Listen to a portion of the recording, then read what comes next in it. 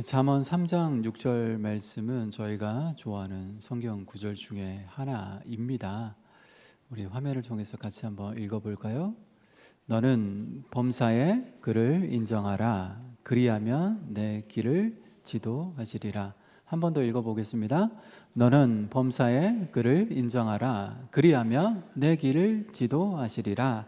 아멘. 여기서 여러분, 하나님을 인정한다라는 것은 어떤 의미일까요? 다양하게 해석해 볼 수 있겠지만, 하나님을 인정한다라는 것은 하나님께 기도하는 겁니다. 피조물인 우리가 하나님을 인정할 수 있는 최고의 방식은 기도입니다. 나의 연약함을, 나의 한계를 인정하고 하나님의 하나님됨을 인정하는 사람은 기도할 수밖에 없기 때문입니다. 따라서 여러분, 우리가 잠언 3장 6절 말씀을 통해서 기억해야 될 것은 우리가 범사에 그분을 인정하는 것, 범사에 그분께 기도하는 것, 이것이야말로 그분의 지도하심을 받을 수 있는, 그분의 인도하심을 받을 수 있는 비결이라는 점을 깊이 새겨볼 필요가 있습니다. 자, 그런데 중요한 것은 범사에 그를 인정해야 됩니다. 내가 인정하고 싶을 때만 인정하는 게 아니라, 다른 말로 하자면 내가 기도하고 싶을 때만 기도하는 게 아니라 범사에, 모든 일에, 모든 상황에, 모든 환경 속에서 하나님을 인정하고 하나님께 기도해야 한다는 거죠. 그 일이 중요한 일이든 사소한 일이든 큰 문제든 작은 문제든 지금 당장 해결해야 되는 일이든 천천히 해결해도 되는 일이든 우리는 범사에 기도해야 하는 거죠. 여러분, 사도 바울은 바로 범사에 하나님을 인정하는 것, 하나님께 기도하는 것을 쉬지 말고 기도하라 라고 우리에게 권면한 바 있습니다. 오늘 저와 여러분은 범사에, 모든 상황 속에서 하나님을 인정하고 있습니까? 범사에 하나님께 기도하고 있습니까? 어떤 일이든 어떤 문제든 하나님 앞에 무릎 꿇고 그분께 간구하고 있습니까? 2026년 한 해 범사에 하나님을 인정하는, 하나님의 주권을 인정하는, 하나님 앞에 바짝 엎드려 기도하는 저와 여러분이 되시기를 축원합니다. 사도행전 27장과 28장은 사도 바울이 로마로 이르기까지 이 로마의 여정을 상당히 자세하게 다루고 있습니다. 험난한 로마로의 여정, 그리고 로마에 도착한 이후 간략한 활동 상황을 우리에게 묘사하고 있는데요. 사도행전의 저자 누가는 마치 정밀화를 그리듯 아주 세밀하게 로마로의 여정을 그려주고 있습니다. 자, 드디어 바울의 로마로의 여정이 시작됩니다. 자, 본문 1절과 2절 말씀은 바울이 당시 누구랑 동행했는지, 로마로의 여정에서 누구랑 동행했는지, 미결수 바울을 로마로 호송하는 그 일을 맡게 된 사람이 누구인지, 그리고 바울이 어떤 배를 타고 출항하게 되었는지 비교적 상세한 정보를 우리에게 제공해 주고 있습니다. 자, 1절, 2절 말씀 우리 같이 한번 찾아서 읽어보겠습니다. 1절, 2절입니다. 우리가 배를 타고 이달리아에 가기로 작정됨에 바울과 다른 제수 몇 사람을 아구스토대 백부장 율리오란 사람에게 맡기니 아시아 해변 각처로 가려 하는 아드라 무테노 배에 우리가 올라 항해할새 마게도냐 사람 아리스다고도 함께 하니라. 아멘. 자, 첫 번째 바울과 동행하는 사람은 누구였습니까? 마게도냐의 데살로니가 사람 아리스다고도 함께 하니라. 이 아리스다고가 그림자처럼 바울과 함께 동행합니다. 물론 사도행전의 저자 누가도 바로 동행을 합니다. 물론 다른 제수들도 바울 말고 다른 제수들도 함께 그 배에 올라탑니다.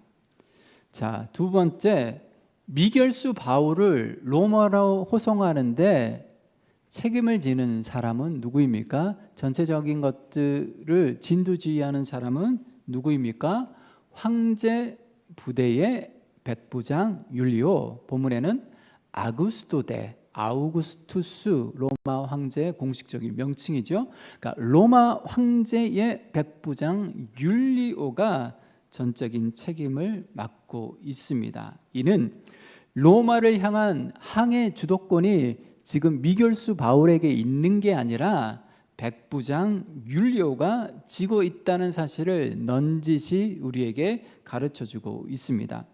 바울은 로마를 향한 항해 일정에 아무런 결정권이 없습니다. 그도 그럴 것이, 여러분 지금 바울의 신분이 무엇입니까? 사실 쇠사슬에 결박되어 있는 거죠. 미결수의 신분이니까 미결수 바울이 무슨 주도권이 있겠습니까? 자, 세 번째, 바울이 승선한 배, 바울을 이 가이사라에서 출발하여, 물론 이제 중간에 갈아타기도 합니다. 가이사라에서 출발하여 무라시까지 바울을 데려다주는 바로 그 배의 이름은 무엇입니까? 아드라무떼노입니다.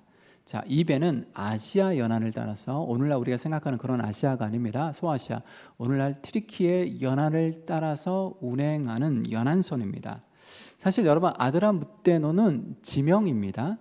지명의 이름으로 이 아드라무떼노에서 출항하여 다시 아드라무떼노로 기항하는 배가 아드라무떼노 배입니다.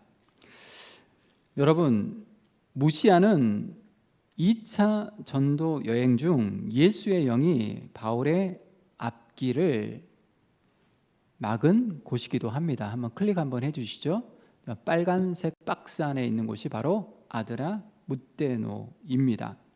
그러니까 아드라무떼노는 말 그대로 아드라무떼노에서 출항한 연안선으로 바울은 지금 아드라무떼노로 귀향하는 배에 오른 거죠. 아드라무떼노에서 출발합니다. 그리고 이 터키 트리키에를 따라서 쭉 아직 클릭하지 마세요. 쭉 따라서 이스라엘, 팔레스타인 지역까지 오게 됐고 이 가이사라까지 오게 되는 거죠. 다시 가이사라에서 출발해서 또 트리키의 연안을 따라서 어디까지 갑니까? 아드라무떼노까지 가게 되는 거죠. 자, 바울 일행은 먼저 가이사랴, 지금 빨간색 박스 쳐진 곳이 가이사랴입니다. 잘 보이지 않지만 대충 저기가 가이사랴구나 여러분 생각하시면 되시겠습니다. 가이사랴에서 출발해 북쪽으로 대략 110km 떨어진 시돈이라는 곳에 이르게 됩니다. 자, 시돈에 잠시 정박하고 있는 동안 바울은 백부장 율리오의 특별한 배려 가운데 그곳의 성도를 만나게 됩니다. 백부장 율리오는 로마 시민권을 가지고 있었죠. 바울이 로마 시민권자였던 바울에게 꽤 큰 호의를 베푼 것 같습니다. 자, 시돈을 떠난 아드라무떼노 배는 구브로 섬, 키프로스입니다. 이 구브로 섬 북쪽 해안을 끼고 무라까지 항해합니다. 자, 그리고 이 무라에서 일단은 하선을 하고요, 내리게 되고요. 자, 4절 5절 말씀 보십시오. 본문 27장 4절 5절 말씀 같이 한번 찾아서 읽겠습니다. 함께 읽겠습니다. 시작. 또 거기서 우리가 떠나가다가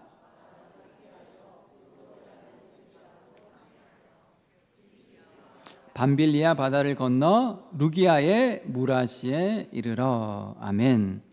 자, 우리가 앞서 지도를 보았는데요. 지도를 보시면 아시겠지만 저 시돈에서 무라까지 직행하는 항로는 구브로 섬 아래쪽, 구브로 섬 남쪽 해안을 통과해서 무라까지 가는 게 직선 코스입니다. 최단기 코스이죠. 그러나 맞바람으로 말미암아 구브로 섬 북쪽입니다.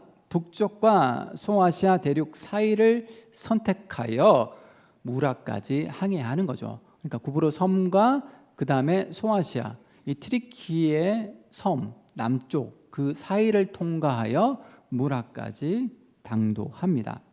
당시 여러분 배들은 돛을 사용했죠. 바람의 힘으로 항해를 할 수밖에 없었기 때문에 이 바람의 방향이 주요한 요인으로 작용했고, 그래서 바로 구브로 해안선 북쪽을 통과하여 무라까지 도착하게 됩니다.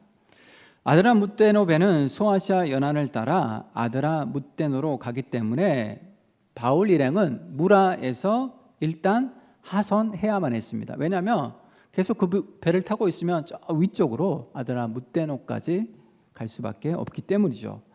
그래서 바울 일행이 무라에 도착했을 때 마침 이탈리아로 출항하는 알렉산드리아 배를 만나게 되는 거죠. 이 알렉산드리아 배는 이집트의 곡물을 로마까지 운반하는 거대한 화물선입니다. 한번 클릭 한번 해주시죠. 자, 아래에 보면 이집트의 알렉산드리아가 있죠.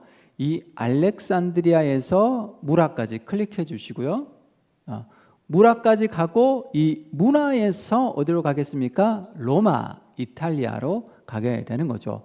그러니까 거대한 곡물을 싣고 이탈리아로 가게 되고, 바로 무라에서 바울 일행이 아드라무떼노 배에서 하선하여 이 알렉산드리아 배로 갈아타게 되는 거죠.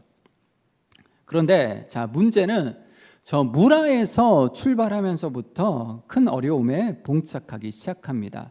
자, 맞바람이 불었기 때문에 더디 갈 수밖에 없었습니다.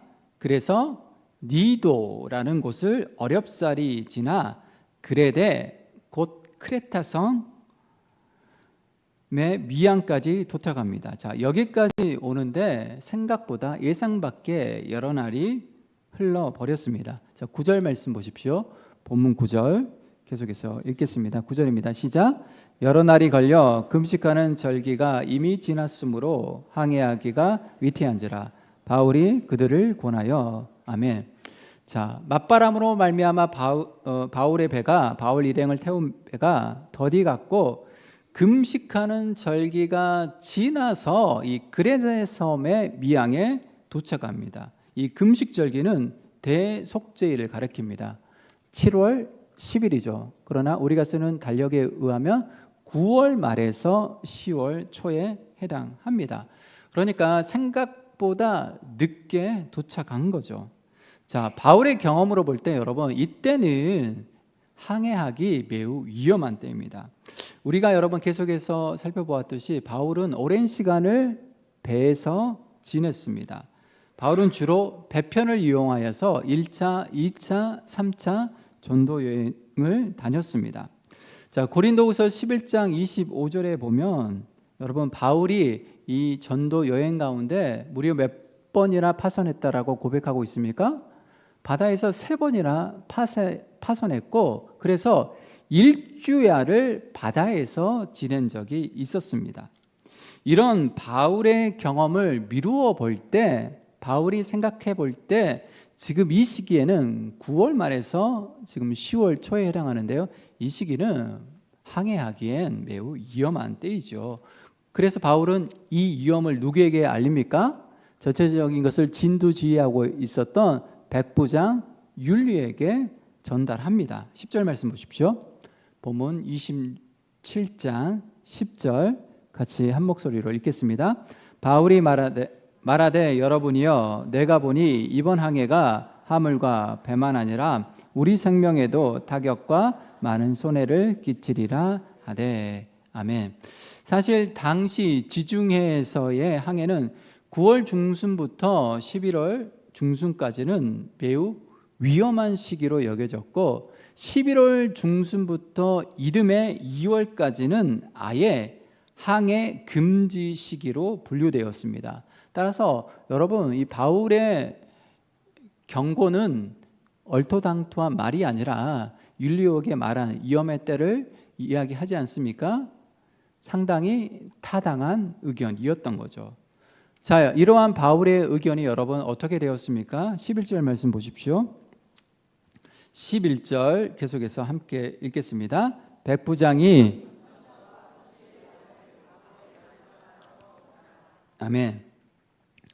전문가인 선장과 선주의 말로 인해서 바울의 말은 어떻게 됩니까? 묵살되고 말았습니다. 그래서 겨울나기에 좋은 하룻길 정도의 베닉스로 가기로 결정합니다. 저 그레데 섬 왼쪽에 보시면 이 그레데 섬의 미항이죠. 이 미항에서 베닉스 가깝잖아요. 하룻길 정도면 도착할 수 있다라고 생각해서 미항에서 베닉스로 가기로 결정하게 됩니다. 자, 12절, 13절 말씀 보십시오. 본문 12절, 13절입니다. 한 목소리로 함께 읽겠습니다. 그 항구가 겨울을 지내기에 불편하므로 거기서 떠나 아무쪼록 베닉스에 가서 겨울을 지내자 하는 자가 더 많으니 베닉스는 그레데 항구라. 한쪽은 서남을 한쪽은 서북을 향하였더라. 남풍이 순하게 불매 그들이 뜻을 이룬 줄 알고 닻을 감아 그레데 해변을 끼고 항해하더니 아멘.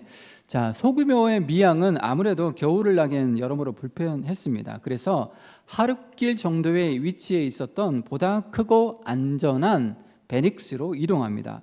설마 하룻길 사이에 무슨 일이 생길까라는 그런 생각이 작용했던 거죠. 더욱이 여러분 바람조차 순한 남풍이 불어왔기 때문에 베닉스로 가기로 결정한 대부분의 사람들은 득이양양했을 것입니다. 그러나 여러분 그것도 잠시뿐 무엇에 휩싸입니까? 유라굴로라는 폭풍 속에 휩싸이게 되고 표류하기 시작합니다. 자, 드디어 바울이 탄 배가 폭풍 속에 휘말리게 되는데요. 14절 말씀 보십시오. 본문 14절 함께 읽겠습니다. 얼마 안 되어 섬 가운데로부터 유라굴로라 하는 광풍이 크게 일어나니 아멘. 자, 유라굴로라는 광풍을 만난 이 알렉산드리아 배, 바울 일행을 태우고 있는 배는 어떻게 되었을까요? 이 배는 더 이상 통제 불가능했습니다. 결국 다음과 같이 결정하는데요. 18절, 19절 같이 한번 읽겠습니다. 18절, 19절 계속해서 읽겠습니다. 우리가 풍랑으로 심히 애쓰다가 이튿날 사공들이 짐을 바다에 풀어버리고 사흘째 되는 날에 배의 기구를 그들의 손으로 내버리니라. 아멘. 자, 처음에는 뭘 버렸습니까? 짐을 바다에 던지더니 여행 가방 다 던져버렸습니다. 그리고 사흘째 되는 날에는 배의 장비도 버릴 수밖에 없는 거죠. 사실 여러분 배의 장비를 버리면 안 되죠. 항해를 하기에 필요한 장비들인데 배의 장비도 버릴 만큼 위급한 상황이었다는 것을 우리는 미루어 짐작해 볼 수 있습니다. 자, 짐도 다 버렸습니다. 배의 장비도 다 버렸습니다. 그럼에도 불구하고 상황은 어떻습니까? 나아졌습니까? 전혀 나아지지 않았습니다. 폭풍 속에서 계속 표류한 거죠. 자, 20절 말씀은 그때의 상황을 이렇게 설명하고 있습니다. 자, 20절 말씀 함께 읽겠습니다.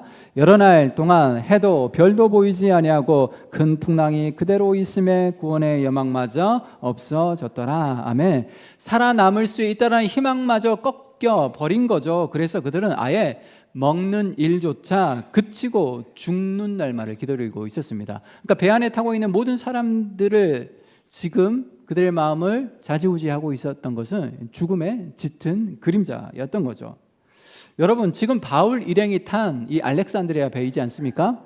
이 바울 일행이 탄 배가 이 폭풍우 속에 휘말린 이유가 무엇입니까? 일단 백부장 율리오가 바울의 말을 신뢰하기보다는 전문가의 말을 신뢰했죠. 선주와 선장의 말을 더 믿었기 때문입니다. 그래서 항해를 강행했기 때문이죠. 말하자면 바다와 항해에 관한 풍부한 지식과 경험이 있었던 이 전문가의 말을 바울의 말보다 훨씬 더 신뢰했기 때문입니다. 게다가 대부분의 사람들은 이 미항에 머물기보다는 작은 항구에 머물기보다는 베닉스, 좀 더 큰 항구로 갑시다. 거기에는 여러모로 편리한 시설도 있고 편의 시설들도 갖추고 있기 때문에 차라리 거기에서 겨울을 납시다. 대부분의 사람들이 베닉스를 선호했기 때문에 결국은 미항에서 베닉스로 가는 것을 강행하게 되는 거죠. 자, 그런데 여러분, 바울 일행이 유라굴로라는 폭풍에 휩싸인 보다 더 결정적인 이유가 있습니다. 그것은 바로 맞바람으로 말미암아 너무 늦은 시기에 그레데 항구 미양에 도착했기 때문입니다. 그러니까 이 바람에 의지하여 지금 계속해서 항로를 결정할 수밖에 없는데 이 풍세가 자신들이 원하는 방향으로 불어주지 않았기 때문에 역풍으로 말미암아 더디 갈 수밖에 없었기 때문에 상당히 많은 시간이 지체되었고 그래서 이미 여러분 대속제일이 지난 이후에서야 겨우 간신히 미양이라는 그레데 섬의 항구에 당도한 거죠. 그리고 그때는 어떤 시기입니까? 9월 말에서 10월 초였기 때문에 그때는 항해하기에는 위험한 때였습니다. 여러분 7절 8절 말씀 보십시오. 7절 8절 함께 읽겠습니다. 배가 더디가 여러 날 만에 간신히 니도 맞은편에 이르러 풍세가 더 허락하지 아니하므로 살모네 앞을 지나 그레데 해안을 바람막이로 항해하여 간신히 그 연안을 지나 미양이라는 곳에 이르니 라세아시에서 가깝더라. 아멘. 여러분 7절 8절에 보면 계속해서 반복하는 단어가 무엇입니까? 간신히 도착했다라는 거죠. 무슨 말입니까? 무라에서 출항한 알렉산드리아 배가 그만큼 힘겨운 항해를 했다는 것입니다. 맞바람으로 말미암아 조금씩 움직일 수밖에 없었다는 거죠. 하여 간신히 그레다 섬, 크레타입니다. 오늘날 크레타 섬의 미양에 도착했을 때는 이미 항해하기에는 힘든 시기에 이른 것이죠. 그러니까 항해할 시기를 놓친 것입니다. 그러니 매우 위험한 시기에 항해를 강행했으니 폭풍에 휘말릴 수밖에 없는 거죠. 자, 그런데 이제 드디어 설교의 핵심에 이르렀습니다. 앞의 내용은 다 잊어버리셔도 상관없습니다. 뭐 어디를 지나서 가이사를 출발해서 시돈을 지나서 구브로 섬 그 북쪽 해안을 따라서 무라시에 도착하고 또 무라시에 배를 타고 배를 갈아타서 알렉산드리아 배를 갈아타고 니도를 지나서 그 다음에 크레타 섬 미양에 도착하고 이런 거 다 잊어버려도 상관없습니다. 자, 지금부터 잘 들으시면 됩니다. 자, 보다 이 폭풍에 휩싸인 근본적인 이유가 있는데요. 그것은 배에 오른 사람들 중에서 그 누구도 맞바람과 폭풍이 올 것이라고 예측할 수 없었기 때문입니다. 물론 이제 위험한 때라는 것은 짐작은 할 수 있겠죠. 그러나 정확하게 어떤 폭풍이 어떻게 맞바람이 불지는 정확히는 예측할 수 있는 사람이 단 한 사람도 없었기 때문이죠. 선장과 선주가 바다와 항해에 대해서 엄청난 지식을 가지고 있었겠죠. 경험도 풍부했겠죠. 전문가이죠. 그러나 그렇다 할지라도 언제 어떻게 맞바람이 불고 언제 어떻게 폭풍우가 몰려올지는 예측할 수는 없는 거죠. 무슨 말입니까? 인간은 한 치 앞도 내다볼 수 없는 존재라는 거죠. 과거는 어떻습니까? 과거는 기억할 수 있습니다. 과거는 추억할 수 있죠. 그리고 현재는 살아갈 수 있죠. 현재 우리는 살아가고 있잖아요. 그러나 미래는 어떻습니까? 미래는 우리의 영역이 아니잖아요. 계획은 세울 수 있죠. 여러분, 대충 어떤 일이 내 인생 앞에 닥칠 거라고 짐작할 수는 있지만은 정확하게는 예측할 수가 없습니다. 이는 여러분 인간 통제 밖의 문제인 거죠. 미래는 여러분 우리의 주도권에 쥐어질 수 없는 영역입니다. 우리가 통제할 수 있는 영역이 아닌 거죠. 우리 모두는 저마다 인생이라는 바다를 항해하고 있습니다. 그리고 항해 중에 예측할 수 없는 고난과 시련의 폭풍우 속으로 휘말릴 때도 있습니다. 자, 왜 그렇습니까? 근본적으로 저와 여러분 역시 한치도 내다볼 수 없는 존재이기 때문입니다. 여러분, 우리가 우리 인생의 고난과 시련이라는 폭풍운을 정확하게 예측할 수 있다면 얼마나 좋겠습니까? 우리가 고난이라는 폭풍우를 다스릴 수 있다면 얼마나 좋겠습니까? 설령 맞바람이 불어온다 할지라도 이것을 우리가 조절할 수 있으면 얼마나 좋겠습니까? 우리의 지식과 우리의 경험이 시련과 고난을 정확하게 예측할 수 있다라면 얼마나 좋겠습니까? 내가 원할 때에 내가 원하는 방식으로 고난과 시련이 찾아오기를 우리가 통제할 수 있다라면 얼마나 좋겠습니까? 나 아직 준비 안 됐어. 나 준비 안 됐으니까 아직 오면 안 돼요. 그리고 내가 원하는 때에 나 준비됐으니까 이제 와도 됩니다. 고난과 시련이여 오라.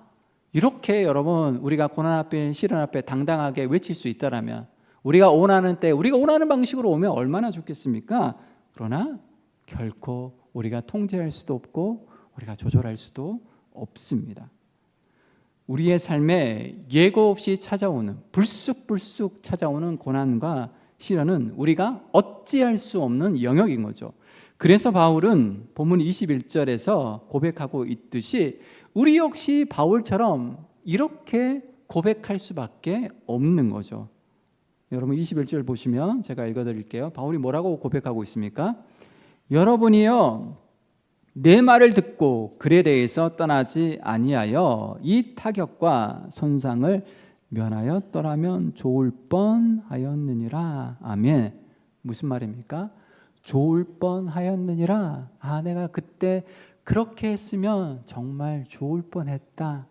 그때 그렇게 할 걸, 그것을 선택할 걸, 그렇게 결정할 걸, 근데 거기를 내가 가지 않을 걸, 내가 그때 그 사람을 만나지 않았더라면 좋을 뻔했다. 내가 그때 그곳으로 가지 않았더라면 참 좋을 뻔했다.